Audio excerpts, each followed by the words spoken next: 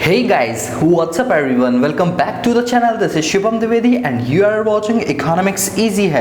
दोस्तों आज के सेशन में हम बात करने वाले हैं अपने पास चैप्टर नंबर 1 की। और दोस्तों मैं आपको बता दूं आज हमारी सेकंड लास्ट क्लास है चैप्टर नंबर 1 की। मतलब हमने एक एक टॉपिक को बड़ा ही डिटेल में डिस्कस किया है एंड आई होप कि आपको वो सारा का सारा डिस्कशन जो है वो बहुत पसंद आया होगा। चलिए दोस्तों बात करते हैं आज का टारगेट। दोस्तों आज के टारगेट में हम चैप्टर नंबर 1 का ये वाला टॉपिक कंप्लीट करने के लिए आ रहे हैं, that is standing committee of economic statistics. ये बहुत ही पॉपुलर कमेटी, कोरोना वायरस से पहले इसके बारे में बहुत चर्चा हुई। मतलब जैसे आप जानते हो ना, कोरोना वायरस दिसंबर 2019 में आया था दोस्तों, ये उसी टाइम इस कमेटी की मीटिंग बुलाई गई थी, उसी टाइम बुलाई गई थी। और हमें नहीं पता था कि अगले दिन, इसी मीटिंग के अगले दिन कोरोना वायरस का पहला केस केरला में पाया जाएगा। उसके बाद से लॉकडाउन लगेगी, इकोनॉमी की ऐसी की तैसी हो जाएगी। और आज हम यही टॉपिक पढ़ने के लिए जा रहे हैं, ठीक है। तो चलिए आज हम इस टॉपिक को स्टार्ट करेंगे और बहुत ही सिंपल टॉपिक है और बहुत मजेदार टॉपिक है। मतलब आपको इससे ना बहुत कुछ सीखने को मिलेगा। तो चलो मैं आपके साथ स्टार्ट करता हूँ आज का ये सेशन। करते हैं स्टैंडिंग कमेटी।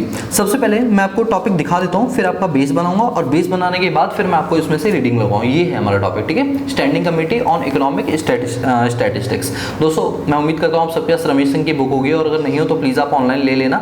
और हमने ना एक वीडियो और बनाई हुई कि रमेश सिंह डुप्लीकेट मार्केट में बहुत मिलती हैं, तो आप डुप्लीकेट का शिकार ना बन जाओ, इसलिए मैं लिंक डिस्क्रिप्शन बॉक्स में दे दूंगा कि ओरिजिनल बुक को कैसे बाय करते हैं, ठीक है, वो भी मैं आपको बता दूंगा। तो चलिए स्टार्ट करते हैं। अभी सबसे पहले मैं आपके सामने बात कर रहा हूँ कि standing committee on economic commission का जो कॉन्सेप्ट है ये कैसे स्टार्ट हुआ और इसकी हमें ज़रूरत क्यों पड़ी। तो मैं आपको एक बात बताता हूँ। वो बात ये है कि हमारी जो इकोनॉमी है ना, इसको लेकर उंगलियां उठनी शुरू हो गई। आप जानते हो कि कोई भी सरकार जब आती है तो वो क्या करती है, अपने आप को अच्छा प्रेजेंट करने के लिए डेटा के साथ मैनिपुलेशन करना शुरू कर देती है। डेटा मैनिपुलेशन का मतलब ये हुआ कि रियलिटी कुछ और होती है बट वो दिखाने की कोशिश कुछ और करते हैं। कुछ ऐसे ही आरोप लगे थे बीजेपी के ऊपर।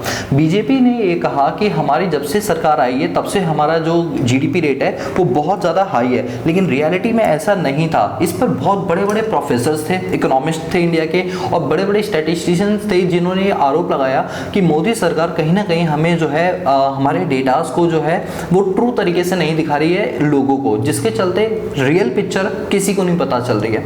मतलब देखो, मैं किसी भी पार्टी को लेकर मतलब उल्टी सीधी चीज़ें नहीं बोल रहा, बट जो फैक्ट है मैं वो उस पर बात कर रहा हूँ। मैं ये नहीं कह रहा कि मैं बीजेपी के समर्थन हूँ, कांग्रेस ही और आम आदमी पार्टी, नहीं। मैं आपको समझाने के लिए बता रहा हूँ कि कुछ ऐसी चर्चाएं उन दिनों चलने लगी थी। तब क्या हुआ, हमारे यहाँ पे एक प्रणव सेन करके बहुत बड़े स्टैटिस्टिशियन है, क्या नाम है उनका, प्रणव सेन। और जो प्रणव सेन है, इन्होंने क्या किया, इन्होंने मीडिया के सामने पोल खोल दी। इन्होंने मीडिया के सामने बोल दिया कि भाई ये जो मोदी गवर्नमेंट है इन्होंने बहुत सारा जो डेटा है वो छुपाया है। मैं आपको प्रणव सेन की फोटो दिखा दूं, आप ये देखिए, ये फोटो है प्रणव सेन की, अगर आपको नजर आ रहा हो ये है प्रणव सेन। ये हमारे इंडिया के ना चीफ स्टैटिस्टिक्स ऑफिसर कहलाते हैं। मतलब स्टैटिस्टिशियन अगर कहीं इंडिया का सबसे अच्छा तो वो यही है, ठीक है, और बहुत पुराने हैं। तो इन्होंने क्या किया, मोदी मीडिया के ऊपर आरोप लगाने शुरू कर दिए कि भाई ऐसा है कि ये लोग जो है डेटा के साथ मैनिपुलेशन करते हैं, जो कि ठीक बात नहीं है। तो क्या हुआ, पार्लियामेंट में एक डिस्कशन बैठाया गया और उस डिस्कशन में ये निकाला गया कि हम एक कमेटी बनाते हैं, एक बहुत सारे मेंबर्स होंगे, बहुत सारे एक्सपर्ट्स होंगे, बहुत सारे अपने इकोनॉमिस्ट होंगे जो इस बात पर राय रखेंगे कि हमें क्या करना चाहिए जिससे कि सरकार जो डेटा को मैनिपुलेट करती है उसको खत्म किया जा सके। और इसी कमेटी को नाम दिया गया standing committee on economic statistics. मतलब आपको ये समझ आया कि इस कमेटी की ज़रूरत क्यों पड़ी, क्योंकि डेटा के साथ मैनिपुलेशंस किया जाता था। तो उन मैनिपुलेशंस को रोकने के लिए हमने एक कमेटी बनाई कि किस तरह से हम इस मैनिपुलेशन को रोके। मैं ये नहीं कर रहा इस कमेटी का काम मैनिपुलेशन रोकना है, नहीं, उसका काम रूल्स बनाना है। समझ आई बात? चलो पढ़ते हैं। Aimed at looking into collection of economic data sets, the government by late दिसंबर 2019 में इस कमेटी का गठन किया गया और सेटअप किया गया, जिसको बोलते हैं standing committee on economic statistics. मतलब शॉर्ट में SECES बोलते हैं, ठीक है। Headed by ex chief statistician Pranab Sen. अभी जिनकी फोटो दिखाई थी ना वो प्रणव सेन थे, चीफ इकोनॉमिस्ट है ये, स्टैटिस्टिशियन, इनकी स्टैट्स में बहुत ज़्यादा महारत हासिल है, मतलब स्टैटिकल डेटा इनके पास बहुत अच्छे से रहता है। तो प्रणव सेन थे उसके मेन पर्सन और 28 मेंबर और थे बोर्ड में।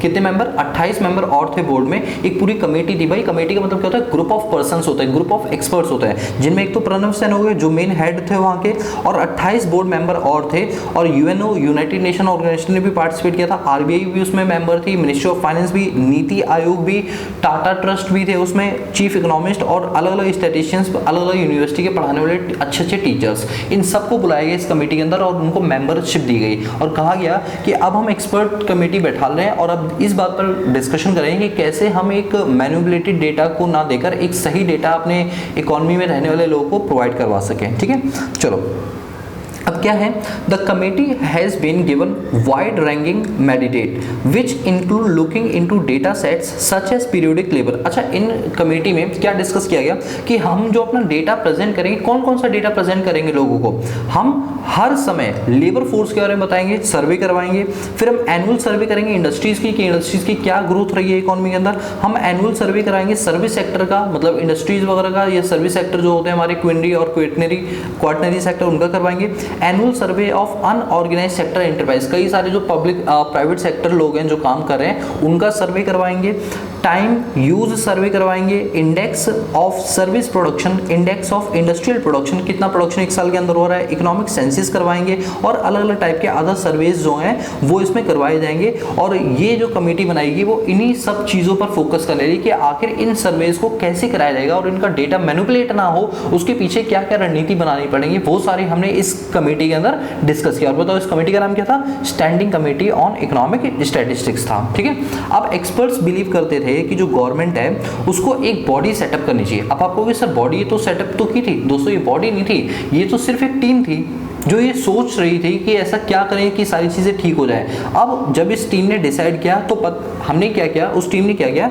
SDDS को स्टार्ट किया, स्पेशल डेटा डिस्क्रिमिनेशन स्टैंडर्ड। अब इस डेटा के मुताबिक ये है कि गवर्नमेंट ने अभी तक जितने डेटा रिलीज किए हैं हम चेक करेंगे क्या वो डेटा रियलिटी में ट्रू पिक्चर रिफ्लेक्ट करते हैं नहीं करते हैं, और आने वाले भविष्य में कहीं डेटा के साथ मैनिपुलेशन ना हो उन सब पर ये कड़ी निगरानी रखें। तो वही लिखा हुआ इस पैराग्राफ में, एक्सपर्ट बिलीव करते हैं कि गवर्नमेंट को अपने पास एक ऐसा सेटअप बनाना चाहिए जिसको उन्होंने क्या नाम दिया, SCES, जो कि इंडिया के जो डेटा है उनको पूरी तरह से कंप्लाई करेगा कि वो सही है या नहीं है। और इस पर किसने क्लीन चिट दी, IMF ने, इंटरनेशनल मॉनेटरी फंड ने दी। ठीक है, और आपको बता दूं कि चलो मैं आपको आगे बताऊंगा, सारी चीज़ें भी बता दूंगा तो दिक्कत में आ जाओगे। ठीक है, अब बात करते हैं कि जो SDDS है और IMF का क्या लिंक है आपस में। चलो पढ़ते हैं। जो SDDS है इसकी फुल फॉर्म है स्पेशल डेटा डिस्क्रिमिनेशन स्टैंडर्ड। ठीक है, और IMF aimed at guiding member to enhance the data transparency. अच्छा, ट्रांसपेरेंसी का मतलब होता है कि कोई मैनिपुलेशन ना हो, जो रियलिटी है वही पब्लिक को बताई जाए। तो डेटा के साथ ट्रांसपेरेंसी बनी रहे जिससे कि फाइनेंशियल मार्केट को काम करना ईजी हो जाए, जो लोग कंट्री में रह रहे हैं उनको पता चले कि उनकी कंट्री किस लेवल पे काम कर रही है। The IMF launch the SDDS इन 1996। तो 1996 में इसको लॉन्च किया। अब आप कहोगे सर ये तो कमेटी 2019 से बनी थी। दोस्तों IMF ने पहले US में ये चीज़ बना ली थी, अब इंडिया वाले भी उसी चीज़ को एक्सेप्ट करने लगे। It has over 20 data category. इसके अंदर 20 तरह के, जैसे अभी मैंने ऊपर आपको ये पढ़ाया था ना, ये सारे डेटा जो थे इसी तरह की कैटेगरी इसके अंदर पूरी बनाएगी, जिसमें 20 तरह के डेटा जो है वो इंक्लूड किए गए। और इन्होंने साफ साफ बोला, देखो as per the report of IMF India did not show the following 3 type of deviation from SDDS। इन्होंने इस रिपोर्ट के अंदर कहा ये जो 3 डेटा है इनके साथ गवर्नमेंट मैनिपुलेट बिल्कुल भी नहीं कर सकती, ये सख्त उल्लंघन होगा कानून का अगर उन्होंने ऐसा किया तो। सबसे पहला, delay in data dismissing from periodically prescribed. इन्होंने कहा जो डेटा जिस समय रिलीज करना चाहिए गवर्नमेंट को उसी समय वो डेटा रिलीज करना पड़े। जैसे आप जानते हैं GDP का जो डेटा है वो क्वार्टरली और ईयरली बेस पर किया जाता है, तो क्वार्टरली डेटा गवर्नमेंट को रिलीज करना पड़ेगा, वो स्किप नहीं कर सकते अपनी इस रिस्पॉन्सिबिलिटी से। Number 2, not listing data category in advance release calendar and mandate. इन्होंने कहा कोई भी ऐसी डेट्स या कोई भी ऐसा डेटा रिलीज नहीं किया जाएगा जो कि एस्टिमेटेड बेस पर होगा, जो भी होगा वो एक्चुअल फैक्ट्स एंड फिगर्स के हिसाब से प्रेजेंट किया जाएगा। Data not dismissed at all for particular period, और कोई भी चीज़ जो है वो पीरियड से बाहर या अंदर नहीं होनी चाहिए, मतलब उसी पीरियड के दौरान की होनी चाहिए, उसके बाहर बिल्कुल भी नहीं होनी चाहिए। अब ये सब आपको समझ आया। चलो तो कुल मिला के अब ये एक पैराग्राफ और बच गया इसके अंदर। The IMF acknowledge India deviation. IMF ने एक्नॉलेज किया कि भैया इंडिया के साथ ना बड़ी छेड़छाड़ हो रही है डेटा के साथ, इंडिया वाले डेटा बहुत ज़्यादा छिपा रहे हैं। बट ऐसा नहीं कि इंडिया ने कोई सीवियर डेटा छुपाया, इसलिए इसे नॉन सीरियस कमिट कहा गया। However independent observer see this deficiencies as a result in difference to data discrimination procedures.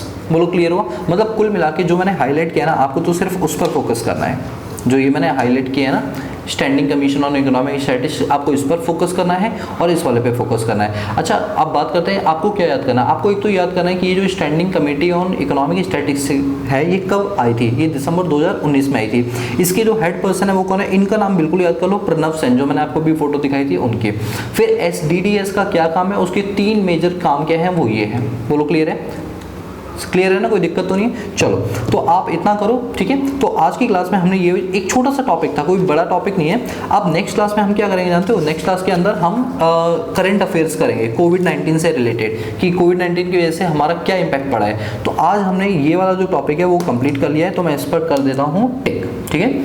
Next class में हम बात करेंगे नेशनल इनकम 2019-20 और 20-21 में क्या डेटा रहा, कोविड का क्या इम्पैक्ट पड़ा हमारी इकोनॉमी के ऊपर, यानी जो भी हमारा करंट अफेयर्स हैं चैप्टर नंबर 1 के हिसाब से, वो करंट अफेयर्स हम पढ़ेंगे नेक्स्ट क्लास में, जो कि आपके लिए बहुत ज़्यादा इंपॉर्टेंट है। मतलब अगली क्लास इतनी ज़्यादा इंपॉर्टेंट है, इतनी ज़्यादा कि मैं आपको बता नहीं सकता। तो चलिए आज के लिए इतना रखते हैं दोस्तों। अगर आपको हमारी मेहनत और ये एफर्ट पसंद आ रहे हैं तो प्लीज़ आप चैनल को सब्सक्राइब भी कर दो, जिससे मुझे बहुत अच्छा लगेगा। लाइक भी कर दिया करो और दोस्तों के साथ शेयर कर दिया करो, जिससे उनको भी इन वीडियोज़ का बेनिफिट मिलता रहे, ठीक है दोस्तों। अब हम मिलते हैं नेक्स्ट क्लास में, तब तक के लिए पीस आउट।